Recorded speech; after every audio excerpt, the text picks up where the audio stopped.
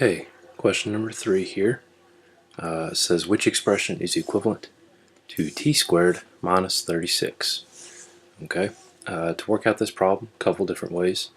You can first start by looking at each of these expressions here, and if you're not sure, there is a shortcut for understanding how to simplify an expression, or excuse me, how to factor an expression that's written like this.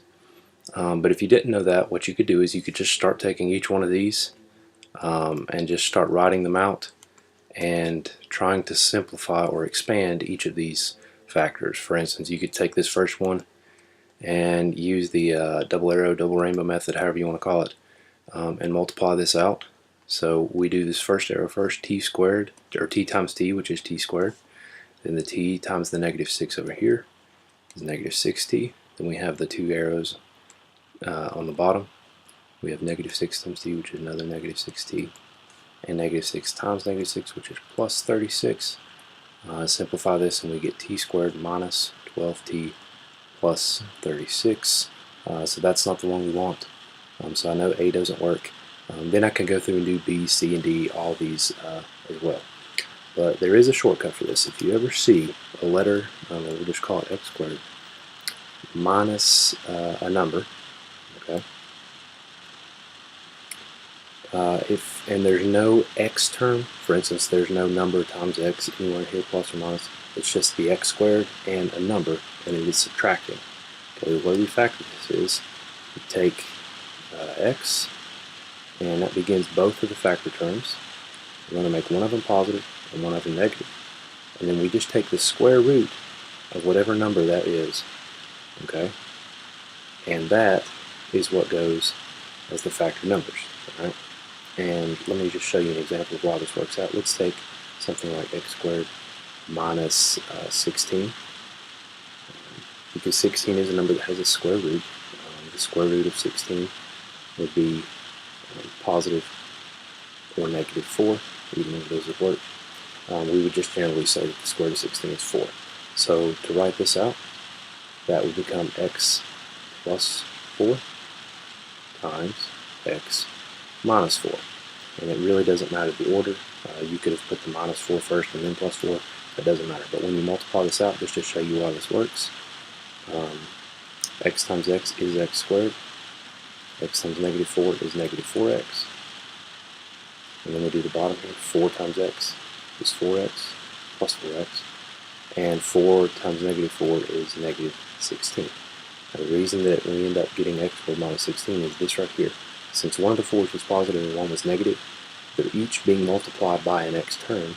And you'll notice the negative 4x, when we add that to positive 4x, will cancel each other out. And so the only things we're left with are the x squared minus 16. Okay?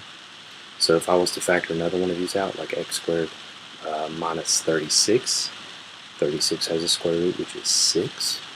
So that would factor into x plus 6 times x minus 6. And that's actually the one that we have up here. If you notice, they use t squared minus 36. So the only difference here would be I would take x minus 6, or excuse me, t minus 6.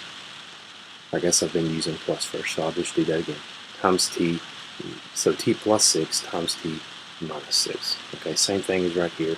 We're just using a t instead of an x. Okay, so just clean that up a little bit. So the correct answer here would be part B.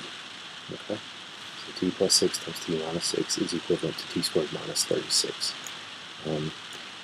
One other option you could have is to pick any number and plug it in for t, and then just go back and see what t squared minus 36 would be. For instance, if I was to take something simple like 4, okay, I can do 4 squared, which is 16. Okay. Oops. Let me erase that. So I've got two things here. Actually, I can keep going with that. So 4 squared equals 16. So if I did t squared minus 36, and I wanted to let t be equal to 4, okay, then what would happen is, since 4 squared is 16, that would mean t squared minus 36 would be equal to 16 minus 36, which is negative 20. Okay. Then what I would do is I would plug in 4 for t in all of these places and see which one, when I multiplied it out, actually gave me negative 20. For instance, if I go right here and plug in 4 for t, 4 minus 6 is negative 2 times negative 2 again. Okay, negative 2 times negative 2 is positive 4. That doesn't equal negative 20. All right, so this was supposed to be negative 20, and I'm looking for which one of these also equals negative 20. If I plug in 4 here, 4 plus 6 is 10. 4 minus 6 is negative 2, and when you multiply these, 10 times negative 2, you get negative 20. So once again, B would be our correct answer. And if you were to plug it in here, 4 minus 12 is negative 8. 4 minus 3 is 1, so if you do negative 8 times 1, that's negative 8, so that one doesn't work. And finally here, t minus 12, 4 minus 12 is still negative 8, and 4 plus 3 would be 7. That's going to give you something pretty large, very large number, but it is negative 56. So once again, the correct answer would be B. C and D would not work out. So no matter what way you do it, whether you could recognize this shortcut where you have an x squared or a t squared in this case, minus some number, remember, as long as you factor it with your t out front, make one number positive, one negative, and use the same number, whatever the square root of 36 is, or whatever number you're looking at. T plus 6 times t minus 6 is how we would break that down.